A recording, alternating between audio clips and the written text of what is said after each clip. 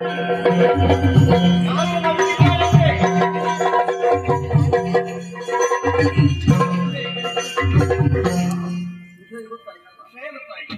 ಅರ್ಥವಾಯಿತು. ಹಾಗೆ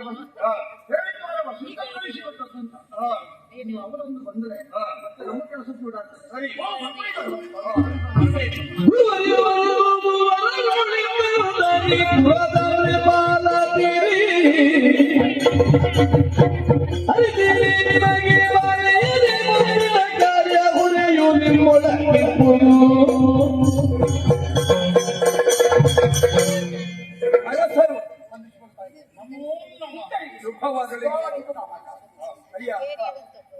ಏನು ಮಾಡೋಣ?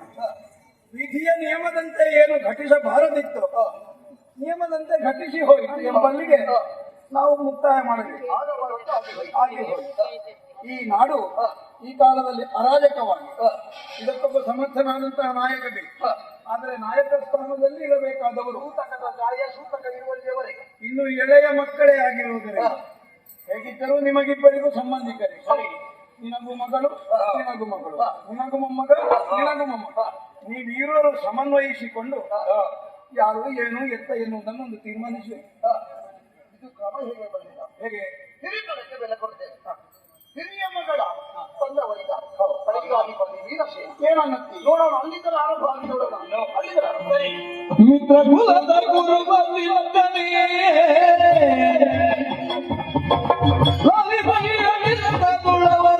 ಪುರವನೇ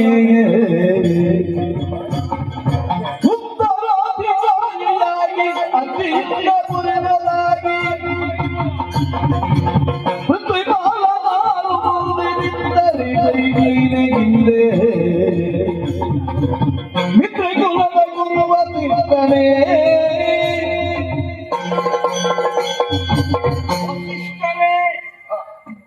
ನೀವು ಹೇಳಿದಂತ ಮಾತಿನಂತೆ ನಾವು ನಡೆದುಕೊಳ್ಳುತ್ತೇವೆ.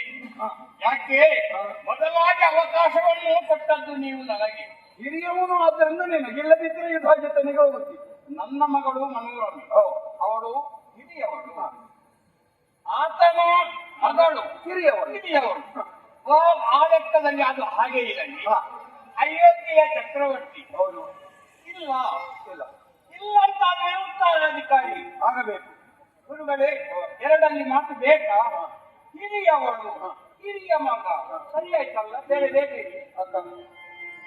ಅದರೊಡೆ ನುಂಪು ರಾಜ್ಯವ ಹಿರಿಯರಿರಲು ತೆಗಿದೆ ನಿಮಗೆ ಭಾರವ ಮುದದಿ ಕೊಡುವ ಧರ್ಮದ ಸುದರ್ಶನನ ಕರೆದು ಮುಂದೆ ವಿಧಿ ಪ್ರಕಾರವೀವ ಪಟ್ಟ ತುದಿಗೆ ಕಾರ್ಯ ವಿಧಿ ವಿಶೇಷ ಅದರೊಡೆ ನುಂಪು ರಾಜ್ಯವ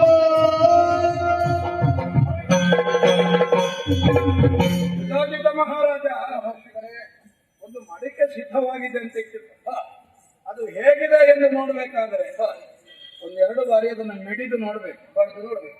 ಠಣ ಠಣ ಎಂಬುದಾಗಿ ಕಂಚಿನಂತಹನಾದ ಹಮ್ಮಿತ ಅದು ಪರಿಪಕ್ವವಾಗಿ ಬೆಂದಿದೆ, ಪೂರ್ಣತೆಯನ್ನು ಪಡೆದಿದೆ. ಎಲ್ಲೂ ಯಾವುದೇ ಒಡಕಿಲ್ಲ ಏನು. ಹಾಗಾಗಿ ಗೊತ್ತಿದ್ದರೂ ಸಹ ನಿಮ್ಮ ಎದುರಿನಲ್ಲಿ ನಾನೊಮ್ಮೆ ಪ್ರಸ್ತಾಪ ಮಾಡಿದ್ದೆ.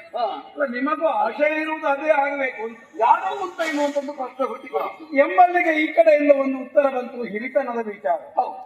ವಾಸ್ತವದಲ್ಲಿ ಯೋಚಿಸಿ ನೋಡಿದರೆ ಈ ಸೂರ್ಯವಂಶದ ಪರಂಪರೆಯಲ್ಲಿ ನಡೆದುಕೊಂಡು ಬಂದುದು ಹೇಗೆ? ಜ್ಯೇಷ್ಠಾನುಕ್ರಮವಾಗಿ ಪಟ್ಟಾಧಿಕಾರ. ಹಾಗೆಂದುಕೊಂಡು 2-3-4 ಮಕ್ಕಳಾಗಿದ್ದರೆ ಹಿರಿಯವನಿಗೆ ಅಯೋಧ್ಯೆಯ ಪಟ್ಟವನ್ನು ಕೊಡುವುದು. ಹೌದು. ನಂತರದವರು ಭೂಖಂಡದಲ್ಲಿ ಬೇರೆ ಬೇರೆ ಭಾಗಗಳಿಗೆ ಹೋಗಿ ನೂತನವಾದಂತಹ ದೇಶ ರಾಜ್ಯ ಕೋಶಗಳನ್ನು ತಾವೇ ಸ್ವಯಂ ಬಲದಿಂದ ರಚಿಸಿಕೊಳ್ಳುವುದು. ಅದು ಪರಂಪರೆ ಹೇಳಿ ಬೇಕಿದ್ದರೆ ಸ್ವಲ್ಪ ಅಯೋಧ್ಯೆಯಿಂದ ಸಹಾಯವನ್ನು ಪಡೆಯುವುದು. ಹೀಗೆ ನಡೆದುಕೊಂಡು ಬಂದಿದೆ. ಆದ ಕಾರಣ ಹಿರಿಯವಳಾದಂತಹ ಮನೋರಮೆಯ ಮಗ ಸುದರ್ಶನಾಖ್ಯನಿಗೆ ಇಲ್ಲಿಯ ಪಟ್ಟವನ್ನು ಕಟ್ಟುವುದು ಯುಕ್ತವಾದ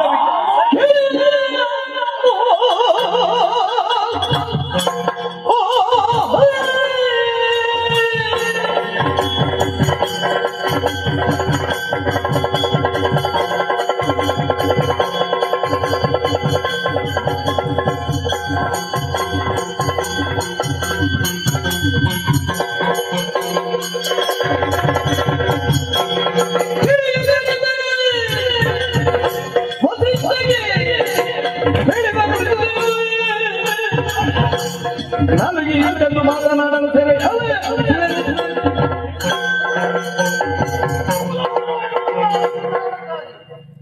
ನಾನು ನಿಮ್ಮ ಮಾತನ್ನು ಮನ್ನಿಸ್ತಾ ಇದ್ದೆ ಆದ್ರೆ ನೀವು ಆಡಿದಂತ ಮಾತುಗಳನ್ನು ಕೇಳಿಸಿಕೊಂಡಾಗ ಇದು ಮಾತು ಆಯ್ತಲ್ಲ ನೀವು ಹೊರಡಿಗಿಂತ ಹೇಳಬೇಕಾಗ್ತದೆ ಇಲ್ಲದಿದ್ದರೆ ಮುಂದೆ ಹೇಳಿ ನಾನು ಯಾವ ನಿರೀಕ್ಷೆಯನ್ನು ಮಾಡಿಕೊಂಡು ಈ ಅಯೋಧ್ಯೆಯನ್ನು ಬಂದು ಸರಿಕೊಂಡಿಲ್ಲ ಆ ನಿರೀಕ್ಷೆಯನ್ನು ಸುಳ್ಳಾಗಿ ಹೋಯಿತು. ಪರಂಪರೆಯಿಂದ ಬೆಳೆದು ಬಂದದ್ದು ನಿಜ. ಹಾಗಾಗಿ ಮೊದಲನೇ ಹೆಂಡತಿಯ ಮಗ ಆ ಸುದರ್ಶನನಿಗೆ ಪಟ್ಟ ಎನ್ನುವುದಾಗಿ ತೀರ್ಮಾನ ಮಾಡಿದಿರಲ್ಲ ಏನು ಸ್ವಾಮಿ? ಬಾಯಿಗೆ ಬಂದಂತೆ ಅದು ಹಾಗಾಗಲ್ಲ. ನಿಮ್ಮಲ್ಲಿ ಆ ಕ್ರಮ ಇರುವುದು. ಆದರೆ ಆ ಕ್ರಮವನ್ನು ನಾವು ನಂಬುತ್ತೇವೆ. ಯಾಕೆ? ನಮ್ಮಲ್ಲಿ ಆ ಕ್ರಮ ಇಲ್ಲ. ನಮ್ಮಲ್ಲಿ ಪರಂಪರೆ ಇದೆ. ನಮ್ಮಲ್ಲಿ ಯಾವತ್ತಿಗೂ ಕೂಡ ನೂತನವಾದಂತಹ ಆಚರಣೆ ಆಗಿರುವಾಗ ಅದನ್ನು ವಿರೋಧ ಮಾಡುವಂತ ಉದ್ದೇಶದಿಂದ ಈ ಮಾತುಗಳನ್ನು ಆಗಿದೆ. ಎಲ್ಲಿಯಾದರೂ ಆ ಸುದರ್ಶನನಿಗೆ ಎನ್ನುವುದಾಗಿ ಪಟ್ಟವನ್ನು ಕಟ್ಟಿದೆ ಅವನನ್ನು ಮುಗಿಸಿ ಏನನು ವಸಿಷ್ಠನು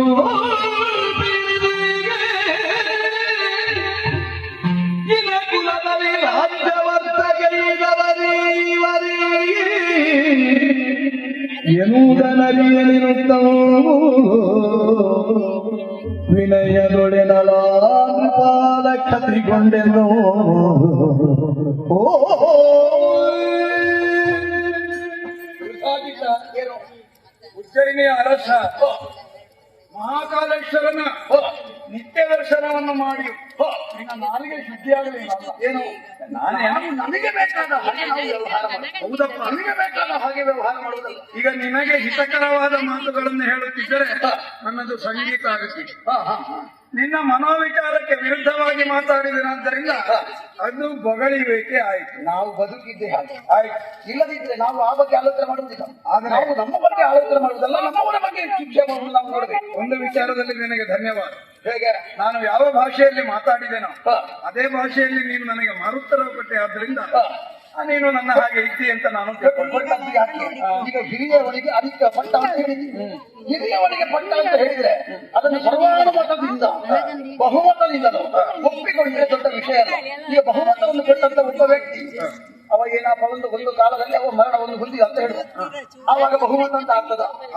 ಆಗುವುದಿಲ್ಲ. ಸ್ವಲ್ಪ ಯೋಚನೆ ಮಾಡಿ. ಬಹುಮತದ ನಿರ್ಧಾರ ಒಂದು ಇದ್ರೆ ಅದನ್ನು ನಾವು ಒಪ್ಪಿಕೊಳ್ಳುದು. ನೀನು ಕಲಿತಂತಹ ರಾಜಕೀಯ ಇಲ್ಲಿಗೆ ಸಾಕಾಗುವುದಿಲ್ಲ. ಮತ್ತೆ ಚಕ್ರವರ್ತಿ ಪದದ ಪುರೋಹಿತ ಅಥವಾ ರಾಜಗುರು ಅಂದರೆ ಏನು? ಏನು? ಸಿಂಹಾಸನದ ಮೇಲೆ ಕುಳಿತವನಿಗೆ ಅಧಿಕಾರದಂಡ, ಹೌದು, ಅರಸನಿಗೆ ರಾಜದಂಡ, ಅರಸನಿಗೆ ರಾಜದಂಡ. ಆದರೆ ಅಂತಹ ಚಕ್ರವರ್ತಿಯ ಪುರೋಹಿತನಾದಂತಹ ನನಗೆ ಧರ್ಮದಂಡ.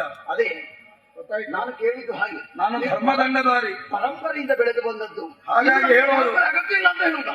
ನಾವು ಏನನ್ನು ಆಡ್ತೇವೆ ಅದು ಶಾಸ್ತ್ರಬದ್ಧವಾಗಿರ್ತದೆ, ಶ್ರುತಿವಚನವಾಗಿರ್ತದೆ. ಅದನ್ನು ಮೀರಿ ನಡೆಯುವಂತಹ ಅನಿವಾರ್ಯತೆ ನಮಗಿಲ್ಲ.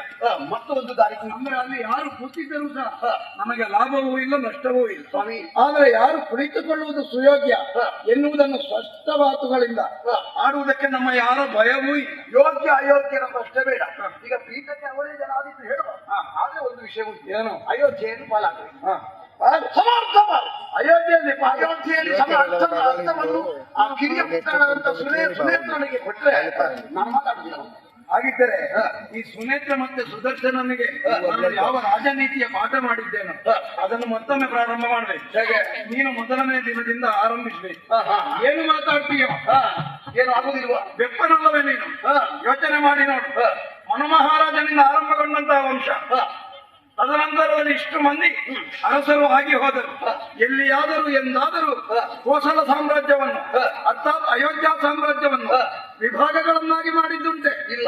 ಮೂರ್ಖಮತಿಯೇ, ಈ ಹಿಂದೆ ಆಗದೇ ಇದ್ದದ್ದನ್ನು ಇನ್ನೂ ಆರಂಭಿಸುವಂತ ಎನ್ನುವಂತ ಯೋಚನೆ. ಹಾಗಿದ್ದರೆ ಅದರ ಅರ್ಥ ಏನು? ಏನು? ಅತಿರೇಕಕ್ಕೆ ಕೈ ಹಾಕಿದ್ದಿ ಎಂದರ್ಥ.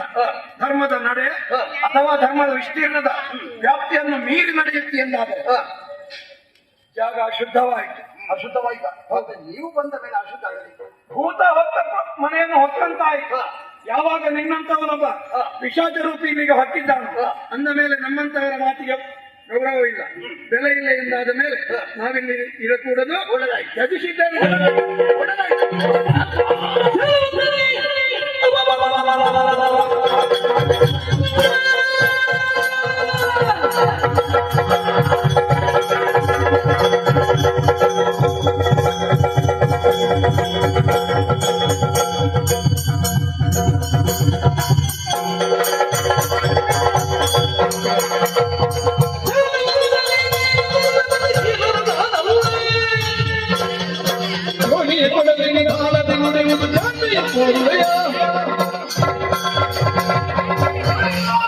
ಪ್ರಸಿದ್ಧ ಆಡಿದಂತ ಮಾತಿಗೆ ಮನೆಗೋಗಿರಬಹುದು ನೀನು.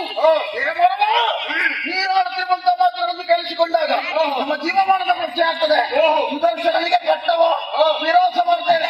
ಒಳ್ಳೆಯ ರೀತಿಯಲ್ಲಿ ಹಿರಿಯ ಮಗಳಾದಂತ ಸುರೇಂದ್ರನಿಗೆ ಪಟ್ಟವನ್ನು ಕಟ್ಟಿದ್ರೆ ಅವನಿಗೆ ಬದುಕುವುದಕ್ಕೆ ಅವಕಾಶ ಇಲ್ಲದೆ ಹೋದರೆ ನಿನ್ನ ತಲೆ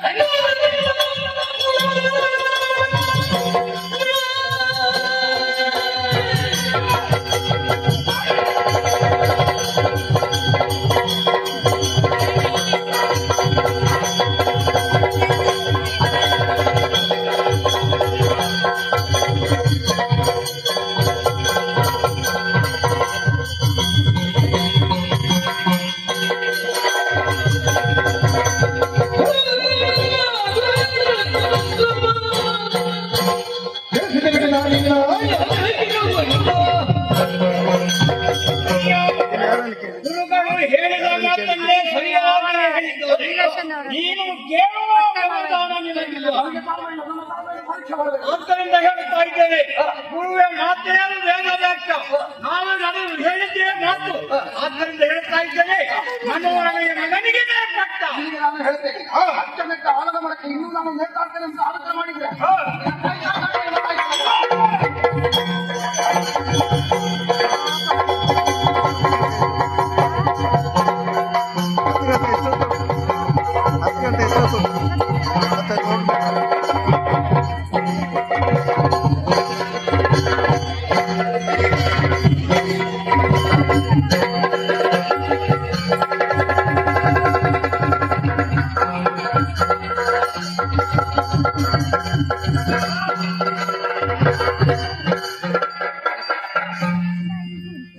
ನನಗೆ ದೊಡ್ಡ ವಿಷಯ.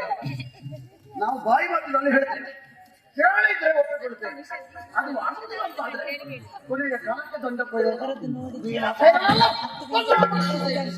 ಮನಸ್ಸಿಗೆ ನೆಮ್ಮದಿ.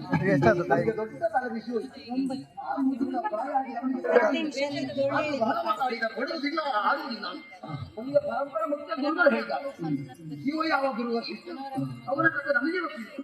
ನಾವು ಬಂದದ್ದೇನಿಲ್ಲ, ಉಚ್ಚೈರಿಯಿಂದ ಇದಾಗಿದ್ದು ನಾವಾಗ ನಮ್ಮ ಯೋಗ್ಯತೆಯನ್ನು ಅರ್ಥ ಮಾಡಿಕೊಂಡವರಿದ್ದ. ಹಾಗಿರುವಾಗ ಇವನಿಗೆ ಅರ್ಥ ಆಗಿಲ್ಲ ಅಂತಾದ್ರೆ ಇದು ಅವನ ಕರ್ಮ, ನಮ್ಮ ಕರ್ಮ. ಅನುಭವಿಸಿದ ಒಂದು ಭವಿಷ್ಯದ್ದೇನೆ. ನಮಗೆ ಇರುವಂತ ದೊಡ್ಡ ರಗಳೆ ಮಾಯವಾಯಿತು. ಹಾಗಂತ ಇನ್ನು ಉಳಿದ ಗೇರು ಆ ಸುದರ್ಶನ, ಅವನ ತಾಯಿ, ಆಮೇಲೆ ನನ್ನ ಮಗಳು ಲೀಲಾವತಿ, ಅವರಿಗೆ ಹುಟ್ಟಿದಂತ ಮಗ. ಸರಿ ಸರಿ ಸರಿ, ಮಗಳಿಗೆ ಆಡಿದಂತ ಮಾತಿನಂತೆ ಸುನೇತ್ರನಿಗೆ ಪಟ್ಟವನ್ನು ಕಟ್ಟುವಲ್ಲಿ ನಿರ್ಧಾರ ಮಾಡ್ತಾರೆ.